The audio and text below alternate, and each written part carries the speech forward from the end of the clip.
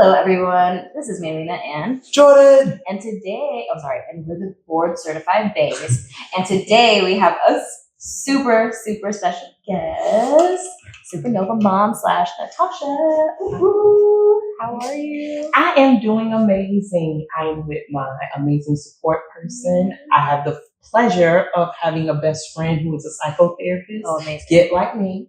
And so, hey, you need therapy. Yes. And then I also am able to support an amazing organization today that I think is really vital to the ABA field. And I was able to bring a perspective that may be a little adverse, but is still supportive in giving some constructive criticism to ABA. So I'm excited. Absolutely. Which is needed. We all need that. Yes. Absolutely. And what you delivered did not disappoint. Oh, I'm so happy. It did not disappoint at all.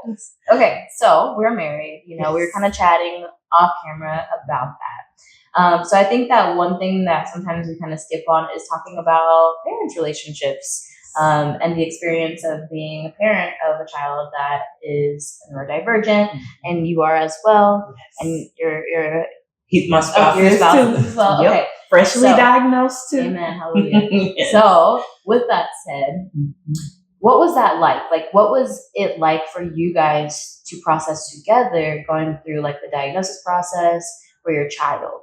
So because we are neurodivergent, we did it in two very different ways. We also have cultural differences.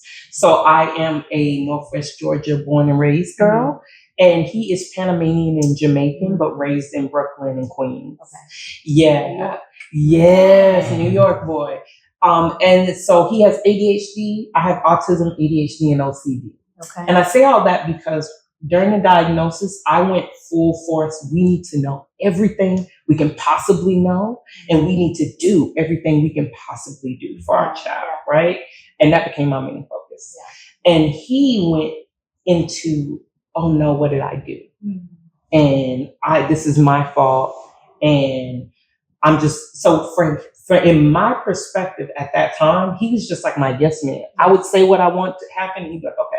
And he would make it happen. Right. I got a doula. I got therapy. I got ABA. I'm a Babies doula can't too. wait. Oh, yeah. Fun fact. Certified behavior analyst Yes. over there. It was a very big deal for me to have my children naturally, to squat and twerk them out, which I got to do, thanks to my doulas.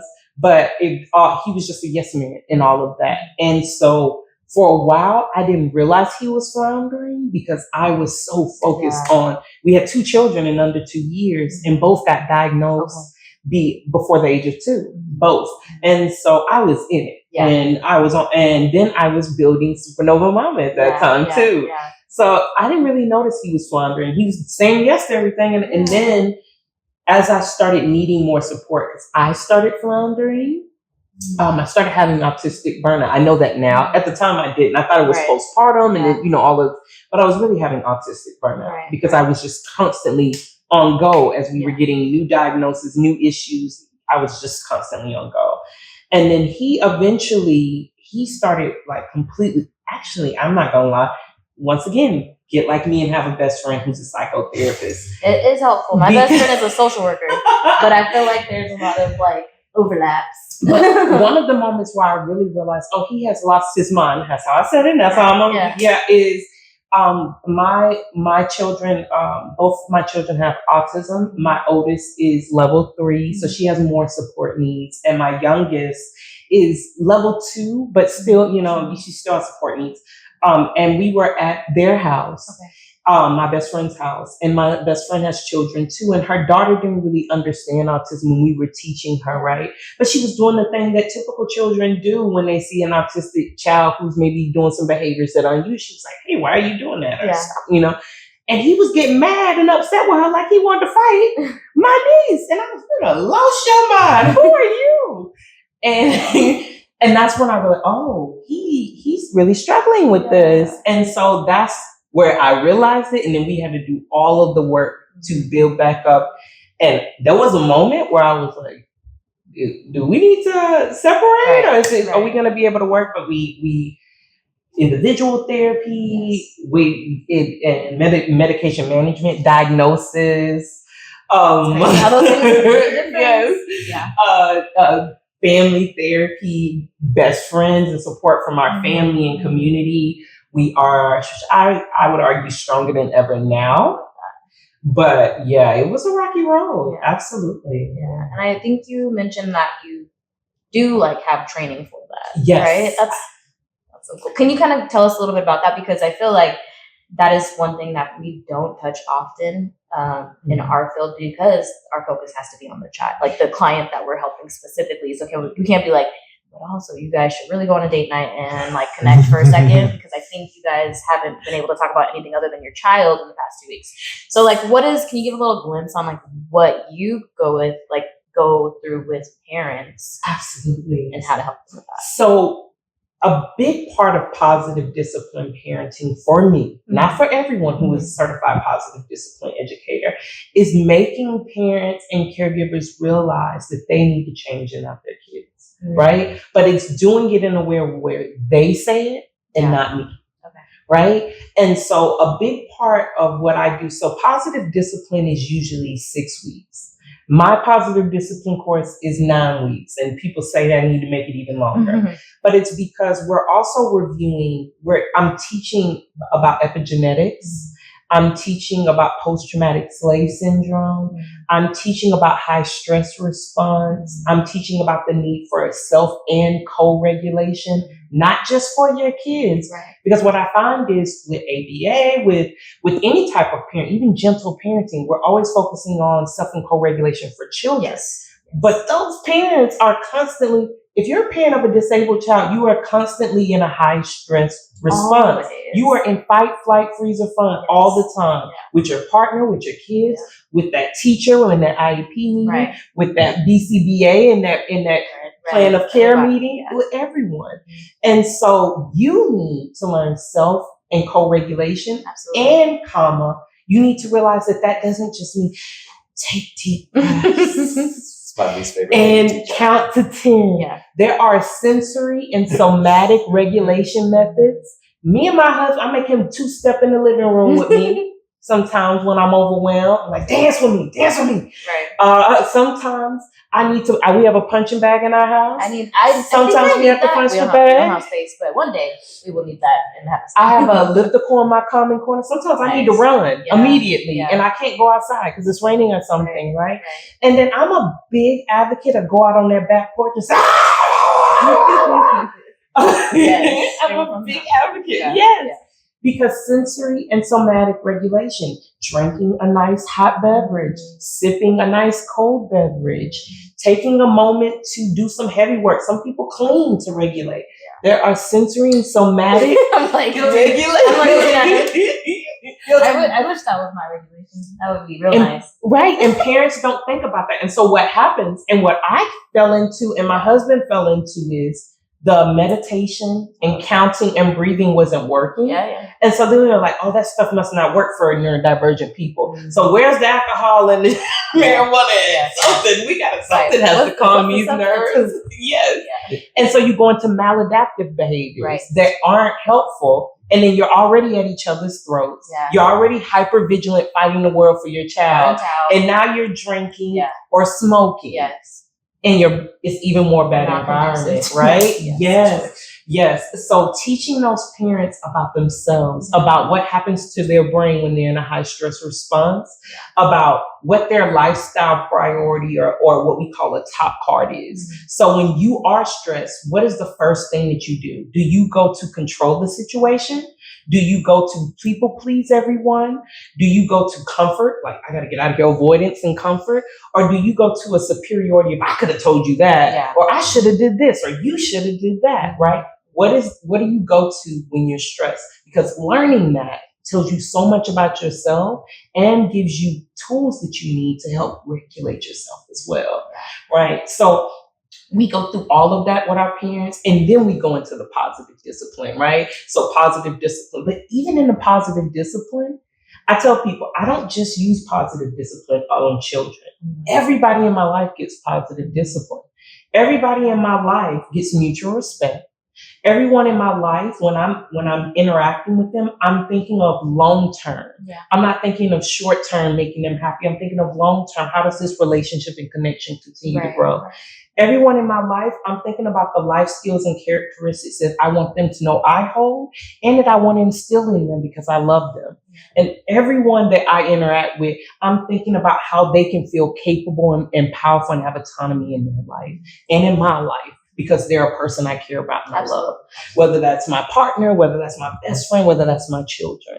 And so when I'm instilling that foundation, I want that parent to one, start self-reflecting and looking in and realizing that maybe some of the things that they're modeling for their child with their social learning, or behavior may be part of this problem, but also that they are constantly in a hypervigilant state, and so they're not even able to appreciate their child, nevertheless their partner, nevertheless the world and themselves. Because I lost myself a little bit in all of that. Yeah, that's real. You mentioned like so much in there, like that was, but it was good. Like, and I think it's well needed as clinicians, or like it's something not often addressed or not often touched on, right?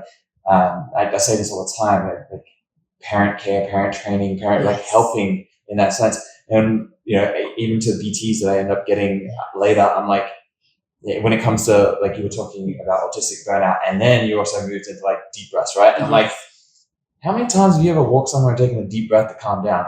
I've never seen you do it. You've been in some high stress situations here in the clinic. You've never walked away to take a deep. Why are you telling him to do that? Right. Like what is like this? Right. Like what do they like? They like drawing and okay, let's get a book out here. Let's bilateral scribbling to music. Come on. Let's change the dynamic of not not Celtic music at one point, and I feel like I started to get like calm, like listening to it as well. Like I like accidentally impaired it for myself.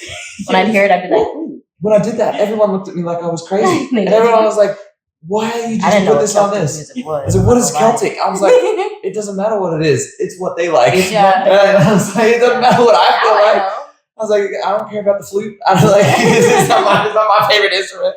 But at the end of the day, it's what needed. Well, so, of course, I tell parents all the time, of course, deep breathing helps to lower your blood pressure. Yes. It is never my first. It is usually my last. It's my, okay, I took these 5 breaths and now I know I'm ready. Yeah. But before that, I had to stem, I had to jump, I had to maybe talk to myself, I had to rock, and then I'm able to take those deep breaths. It was the breath that you were taking was the reset to get you back, not the start of the deep, like not the start of the regulation, right? Yeah. I was like that. And I think what people don't realize is we also teach window of tolerance, right? Teaching parents what is your window of tolerance and being okay with that.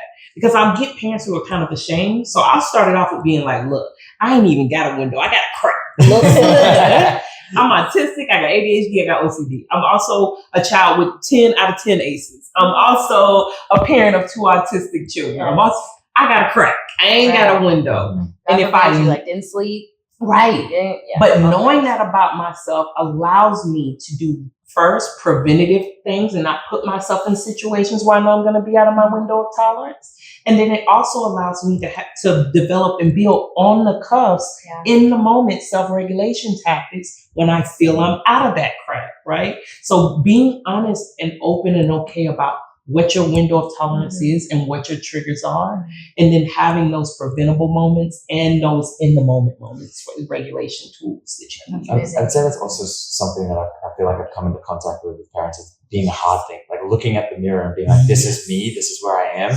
And it's hard. It's like that you have all these, at times, have all these, and you guys kind of touched on it with one of the questions, right? You have all these, I want to do this, I want this to happen, I want this to happen, I want this to happen. And like the question was about bringing up like the little wins, right? Yeah. And it's always under the next thing, but it's like there's no reflection on like, hey, have you like checked in with yourself to be like, is this where you actually want to go? Do you feel happy in what it is that you're doing right now? Have you enjoyed or like marinated in the progress that you've had, just even for a moment? One of the ways I knew I was autistic when this whole journey was happening is every time I would go to the support groups for parents who had children who were on the spectrum, they would talk about how they had this idea for their child and these goals and all the things. I didn't have any of that. It's a human. I don't know what it's going to do. I'm just giving it the tools that it needs, and it's going to practice on life. And every time I would say to everybody, look at me crazy, and I was like, oh, okay. No. She's not waiting for her confirmation, like, yeah, you got it. So they would be like, oh, I knew he was going to be a basketball star. Oh, I knew she was going to be this and this and that. And I was like, when it was in my belly, it was a parasite. And when it came out, And it was a human, and I was like, I need to give it all the tools it can possibly have to craft its own life. I'm not going to put stuff on it. It's a human. Yeah. And everybody did not agree with that. And I was like, oh, okay, yeah, I'll probably give it. No, that's so true. I feel like that's like one thing as parents we forget is that we aren't going to be there forever. Right. We're not going to be, we can't control them. Right. Like, we can't control our children. We can't control what they do. I've even had like, maybe like a kid has a hard day, tantrum behavior, gets aggressive, and I have parents apologizing. Like, I'm sorry. I'm like, girl, you didn't do it. Like, this is also why they're here. Like, that's a positive discipline lesson. So it's called circle of control. Okay. So you look at your circle of control and you put the things that are actually in your control, which are only your thoughts, your actions, and your feelings. Yeah, that's good because I have anxiety. That sounds like something I need. And then outside of that, you do circle of influence, because outside of your control, you do have influence on things, right? And then outside of that circle of influence, you need to write the things that you cannot control or influence and let them go. I'm really good at letting things go. He's like, no, I don't need this. When you have a meeting, it's like, you're with a motivational speaker or somebody like you. This is so intelligent and wise, just dropping gems for us. It's so important though, because parents will, and that's why I said what I said in there about sexual reproduction, because I really think that parents are like, oh no, like you saw that one parent cover their ears. No, your child is going to have sex. Yeah. They're going to date. Yeah. They're going to be a human, because guess what you are? A human. Yeah. And so that is out of your control. Right. You know what is in your influence? Teaching them safe sexual reproduction, helping them understand their body, teaching them to respect other people's boundaries and consent. Yes. That's in your influence. Absolutely. So that's what you should focus on. Yeah. And I think too, so every BCBA here, I would argue, is different, right? Yes. Like everyone has their tools that they have, their skills that they have, their strengths that they have. And one that I say Jordan always Jordan has is that he's worked with adults all the way to 99. So he's able 97. Sorry, round it up. 97. 15 months to 97. I'm like, oh my God, kind of proud of that. But there's things in there too. Yeah. I love it. But that's the thing is he has that lens. Mm-hmm. We were just talking about it with Vargas the other day. He has that lens of being able to see ahead. And as parents, it's hard for us to see that our babies are one day gonna be grown humans. So it's important hearing you say that. And I think the reason I can, do y'all ever have that moment where you're doing something really adult and you're like, holy shit, I'm an adult. Yes. Yes. I had a moment. I had my kids at the park and there was a kid bullying. Mm. And I was like, we need an adult to handle it. I was like, oh shit, it's you. You gotta go handle this. No, literally. Yes. And so of course I went over and did conflict resolution and everything. And then I was like, oh my God, that little girl who used to get bullied because of her clothes at the park is handling conflict resolution. And so when I do that in my brain, I'm able to see that my daughters are going to be humans. Yeah. I love that. It's like the stuff unsaid. Yes. It's the truth. But it's comforting hearing everybody else. This one, you do have people that are yes, I get you. Okay? Because I still trying to figure out my taxes. I don't. I have him for that. But, it's okay. Life insurance. Oh my gosh, we're adults now. You gotta watch out for the kids. Long-term care insurance. I was like, oh my God, I really need to think about the fact that I don't want my children to have to take care of me. No, what is going to happen when I'm an elder? Right. And then I looked at it and was like, I have to invest in this now? No, literally. 401k, I'm already behind. Oh my gosh. Anyways, all those things. Look, and that's in my control. So now I can really work on it. Okay. I'm taking this nugget. I'm going to apply. All right. Okay, I have one last question for you, and then we'll let you go. Thank you so much. Oh, 2 questions. Okay, 2 more questions. I'm sorry. What do you how in the midst of parenting and all that you do? How do you and your husband find ways to really connect and make sure that your relationship is still strong? So when it was bad, I'm gonna be honest, it was sex. Okay. So we're both neurodivergent. I have autism, ADHD, OCD. I have a whole half of the DSM-5. And my husband has autism, ADHD and a mood disorder.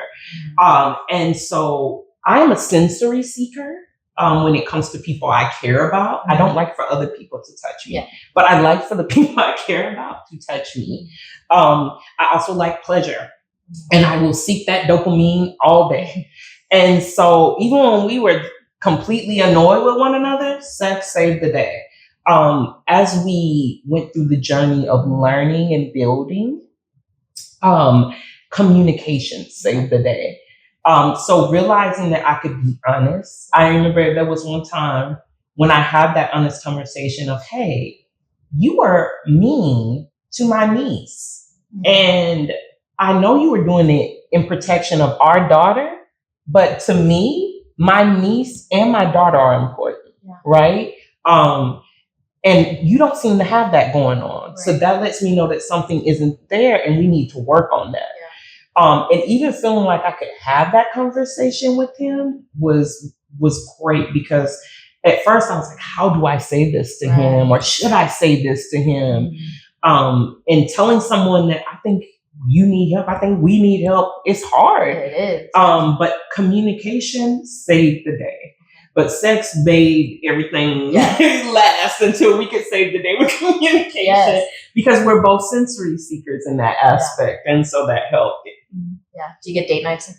We do date nights, but I'm not going to lie. I'm going to be honest, because we're on here. I know my best friend's giving me the look. We do them like once a quarter. And usually somebody in the family. We got to make this happen a little bit more. Okay. Usually somebody in the family is like, why haven't y'all spent any quality time? And I'm like, we do this thing where when the kids are asleep, we sit on the couch, we watch anime. We're nerds. It's not the same though. But okay, wait. Yes. Now we have 3 questions left. Wait, what? What's your favorite anime? Oh, Hunter. We watched the whole thing. I mean, the whole thing that was done so far. Yes. Killua is my boy. Gon is my baby. Listen. But Killua is my boy. You got me into it. I can't even.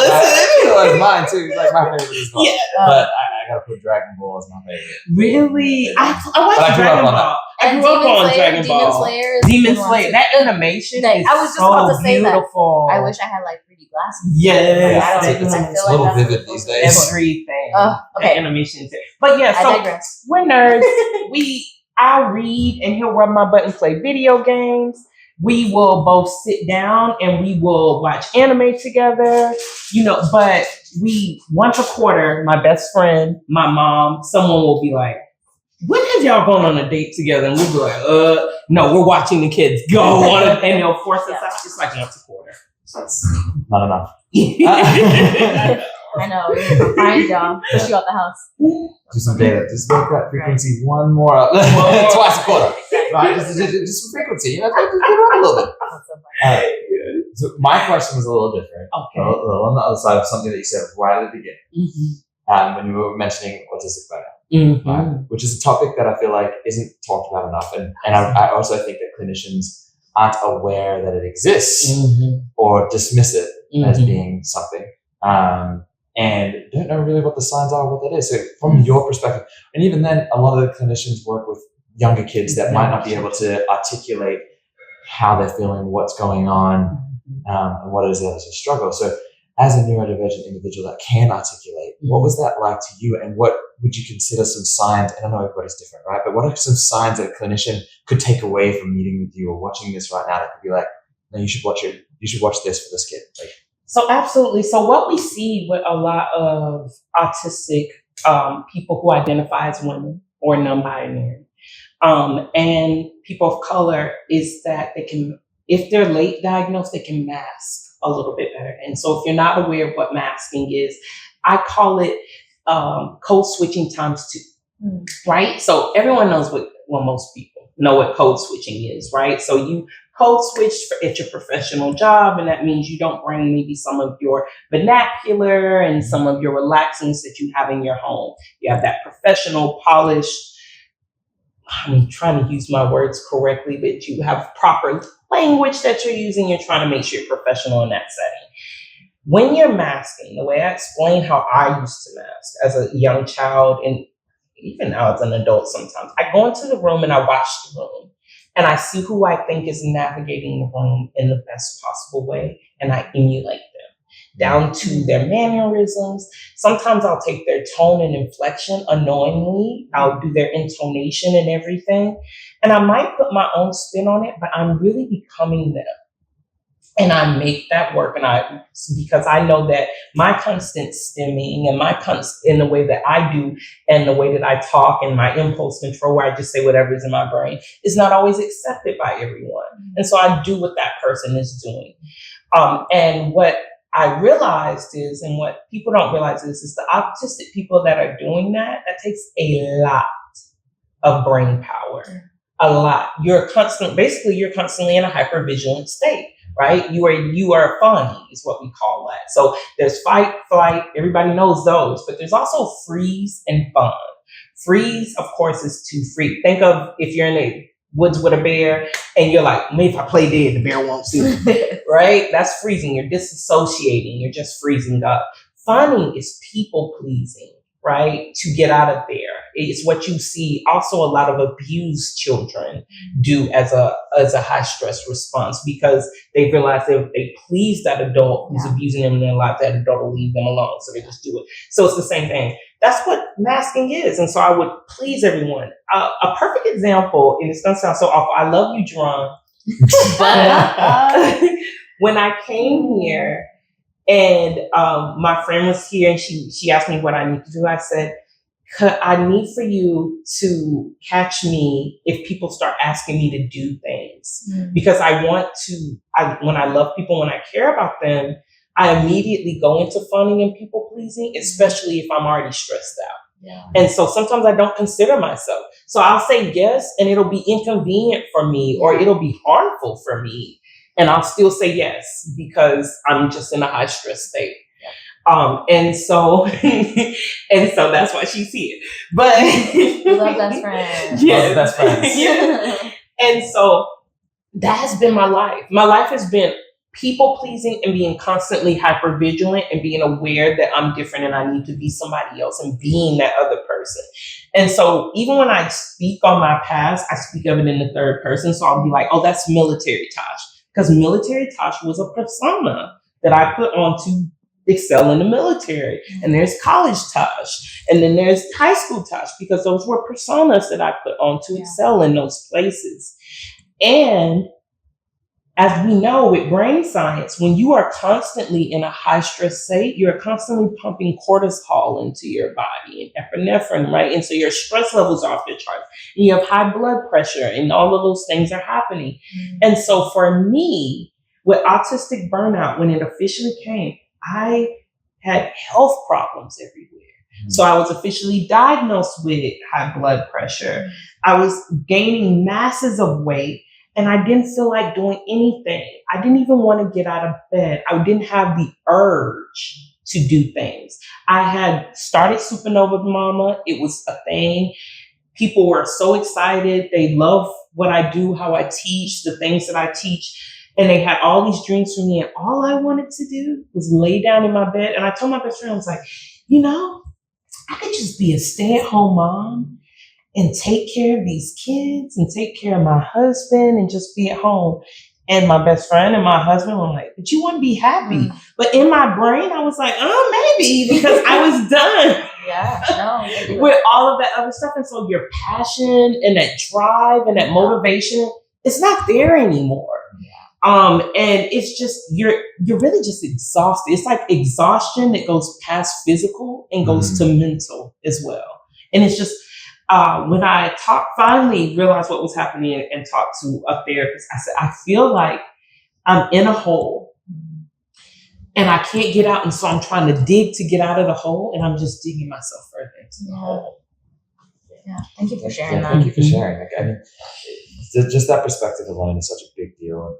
And that's why I wanted to ask the question, because it's not often that, it comes up in natural conversation, like just happen.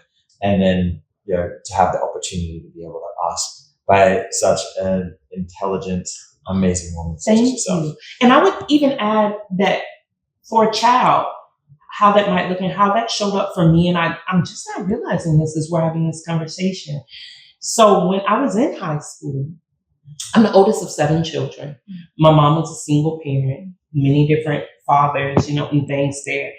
And so my junior year, I was so skinny. I think I was like very underweight. My hair was falling out.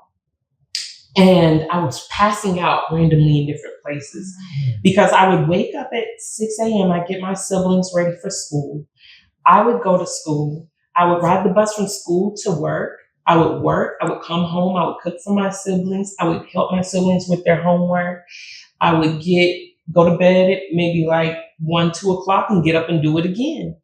And I think I was also masking, right? I'm masking at school, and then I would go to Sears because I worked at Sears, and I would mask at Sears. And I think I had autistic burnout.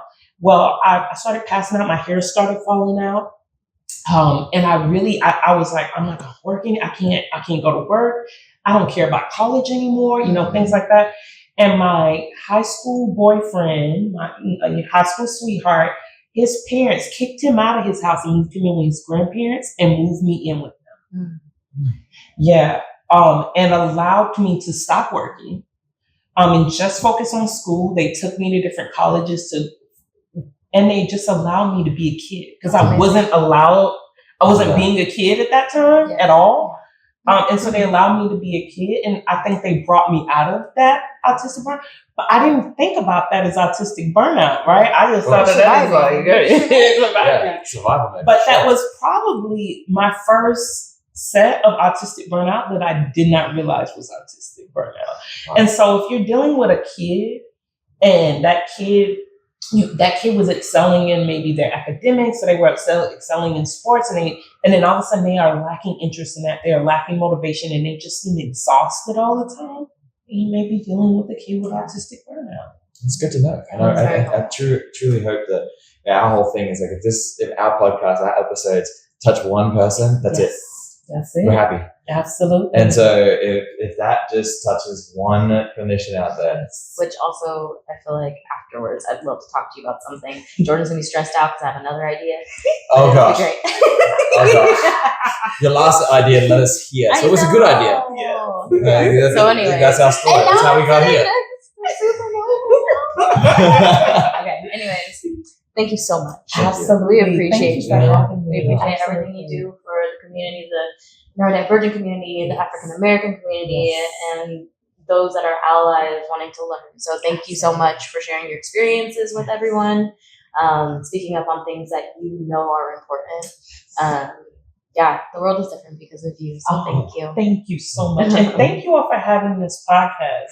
Because like I said, a lot of people focus on children and they focus on clinicians, but the parents and caregivers do get forgotten here, and they control the lives of those kids. Yes. So if you're wanting to help those kids, you're going to have to figure out how to support those families. 100%.